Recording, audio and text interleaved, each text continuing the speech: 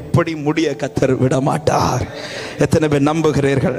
சில உள்ளத்துக்கு இந்த வார்த்தை ஆவியானவர் தீர்க்க தரிசனமாய் சொல்லுகிறார். ஆமா, இப்படி முடிவதற்கல்ல கர்த்தர் உங்ககிட்ட பேசினது. இப்படி முடிவதற்கல்ல கர்த்தர் உங்களை இதுவரை காத்து வந்தது. இப்படி முடிவதற்கல்ல ஒரு தகப்பன் சுமப்பது போல இந்நாள் வரைக்கும் சுமந்து கொண்டு வந்தது. இப்படி முடிவதற்கல்ல பல கொந்தளிப்பு நடுவில் கர்த்தர் உங்களை கலையாமல் காத்து கொண்டிருப்பது. இப்படி முடிவதற்கல்ல இந்த தீபம் இன்னும் அணையாமல் காக்கப்பட்டு கொண்டிருப்பது. ஆமென். நம்புறவர்கள் சத்தமாய் ஆமென் சொல்லுங்க பார்க்கலாம். ஹல்லேலூயா.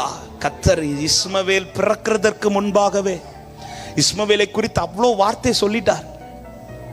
இப்ப ஆகார் ஒரு முடி இப்படிதான் முடிய போகுதுன்ட்டு ஓரமா வந்து அழும்போது கர்த்தர் தட்டி, இப்படி முடியாது, இப்படி முடியாது. நான் என்ன சொன்னேனோ அது நிறைவேறதான் முடியும்.